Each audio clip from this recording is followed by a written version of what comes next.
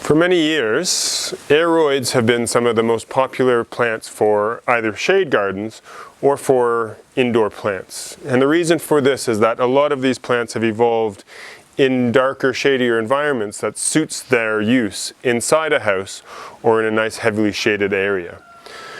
Part of the reason as to why they're so successful is also because of the interest that these plants can generate inside, be that things like markings on the leaves, different shaped leaf, different forms, as well as occasionally the production of flowers. Aroids are very easily recognizable because of the very specific flowers and the way that they're structured. So here we have the inflorescence.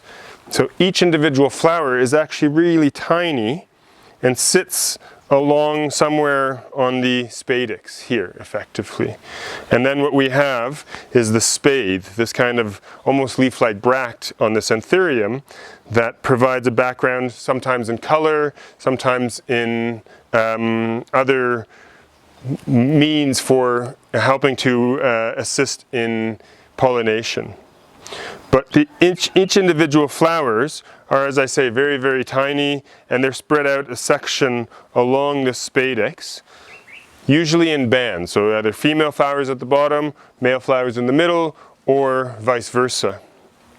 And when those flowers are then pollinated, they will start to develop little tiny berries that then grow and change color, usually when they're ripe, to indicate their readiness for dispersal effectively.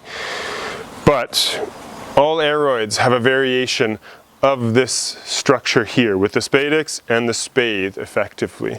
So a very easy way to identify an aroid from almost every other plant family. Many of the florist anthuriums are grown for their colorful flowers, be it pink, white, red, and even into some darker colors like almost purplish black. However, there are a range of anthuriums that are almost never grown for their flowers, but instead are grown for either very interesting leaf patterning, as this one here has as well, or even leaf shape, which can be quite different as well. Now, the beauty of growing something like this is that that leaf pattern is there all year round. It doesn't change. It's not dependent on having enough light to then produce flowers, which will be there for a short period of time. So if you're growing something for the actual leaf itself and the leaf shape, the leaf pattern, you get to enjoy that for 365 days a year.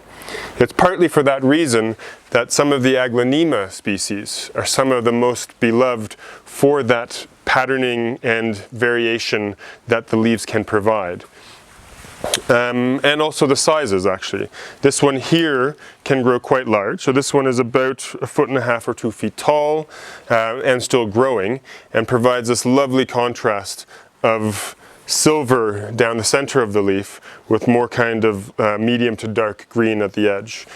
And in a sense where the actual patterning is not the exact same for each and every leaf. It's slightly different, with some of them being larger, sometimes being a little less obvious as well. But you contrast that with some of the uglier aglaonemas that we also have here, where they have this one with a narrower leaf, but then kind of more finely detailed leaf patterning of white and cream in there, but also aspects of kind of yellow that appear in this leaf as well. So again, we've actually got a little flower that has just finished on this one here, but this flower is fairly insignificant. It doesn't really provide too much to the plant comparatively to the actual interest that the leaves provide.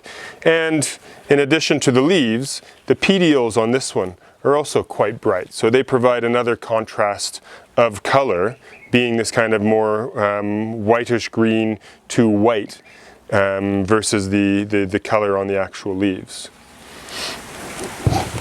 Finally, Aglaonema can also provide colors other than the typical greens, yellows, and whites, with some of the more darker reds and kind of purpley and pink colors that they've been breeding for in more recent years into the foliage.